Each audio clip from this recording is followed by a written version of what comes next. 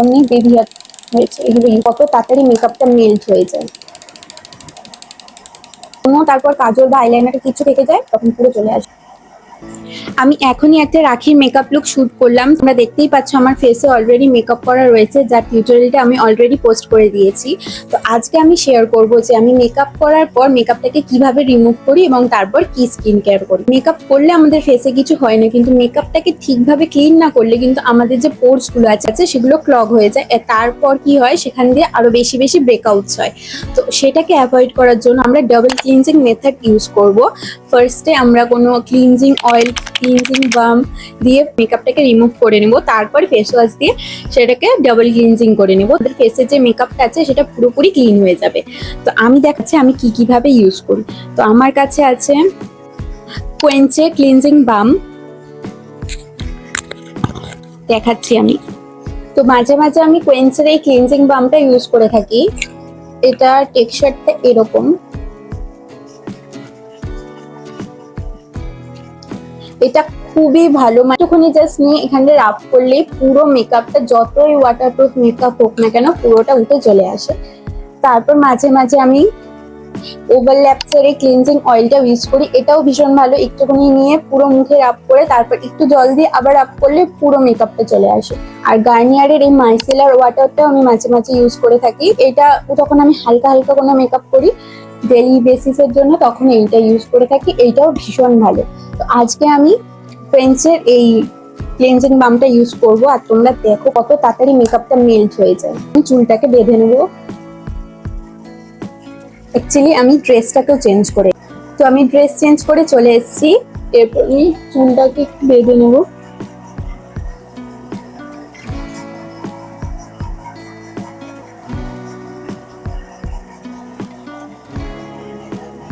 Jewellery গুলো খুলে নিই।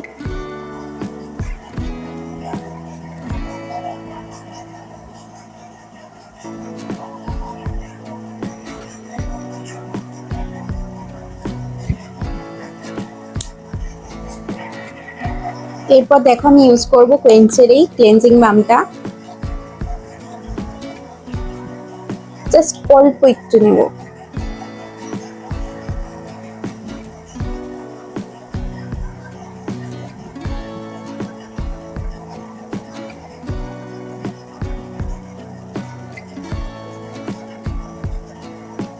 দেখো পুরো মেল্ট করে দিয়েছে, পুরো মেকআপটাকে মেল্ট করে দিয়েছে একবারে।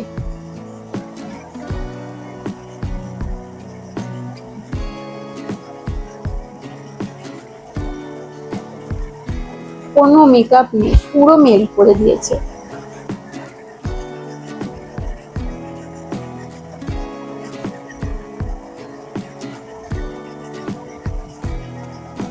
এখানে আমি ইউজ করছি স্যাভলনের এই ওয়েট ওয়াইপসটা।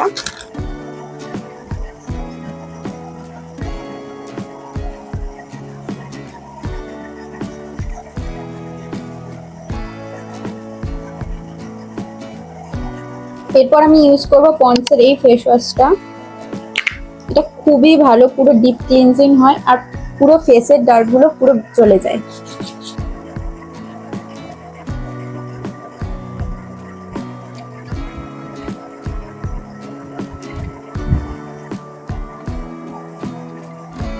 তোমরা দেখতেই পাচ্ছ ফেসটা পুরো ক্লিন হয়ে গেছে, কোথাও কোনো মেকআপ লেগে নেই।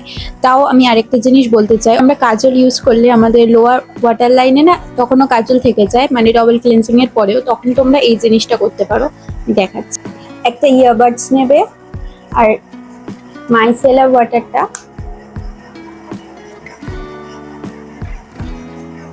এরকম করে নেবে, নিয়ে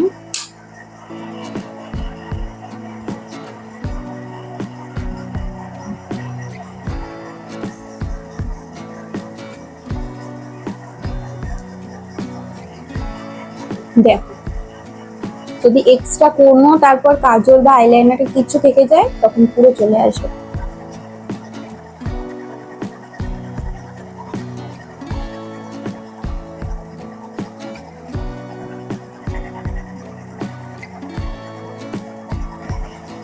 এরপর আমি মুজির একটা টোনার ইউজ করছি। এটা হচ্ছে মুজির মুডি 70 হাইড্রোব্লাস্ট moisture magnet essence face mist.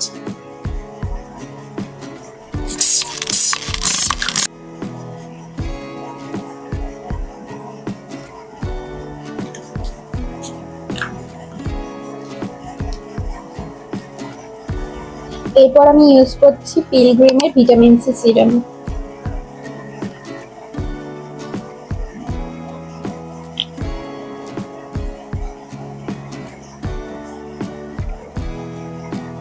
সঙ্গে সঙ্গে সবকটা স্টেপ করবে না, জাস্ট সবকটার মাঝে মাঝে একটু অ্যাটলিস্ট 1 মিনিট করে টাইম দেবে পুরোটা অ্যাবজর্ব হওয়ার জন্য। আর প্রত্যেক দিনই স্কিন কেয়ারের মধ্যে just toner, serum, moisturiser, eye cream এ কটা হলেই যথেষ্ট। মানে 10-12টা স্টেপ করার কোনো দরকার নেই। প্রত্যেকদিন এই 3-4টে স্টেপ করলেই স্কিন অনেক হেলদি থাকে।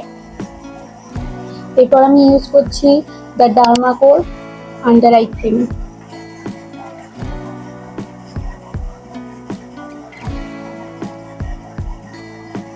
এরপর আমি ইউজ করব জর্জানকি vitamin C plus E moisturiser.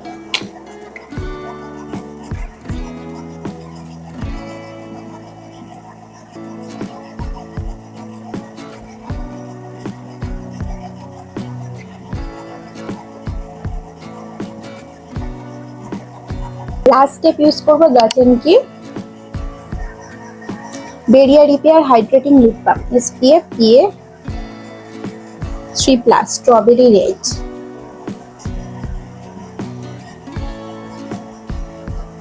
সাথে শেয়ার করা হয়নি, আমি এই স্কিন কেয়ারের সাথে আমি হেয়ারেও 2টো সিরাম ইউজ করি, উইশ কেয়ারের হেয়ার গ্রোথ সিরাম বা বি বডি ওয়াইসের হেয়ার গ্রোথ সিরাম। এই দুটোর মধ্যে যে কোনো একটা আমি ইউজ করে থাকি।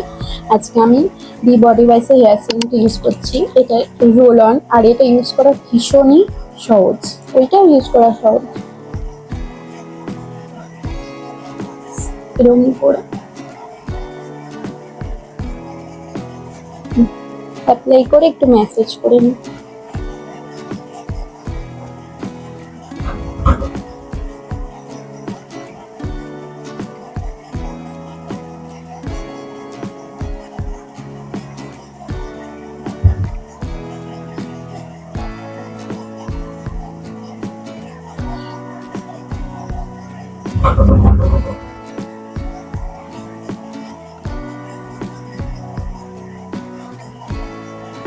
দুটো সিরামই ভীষণ ভালো। দেখো আমার অনেক বেবি হেয়ার হয়েছে এগুলো ইউজ করার পর।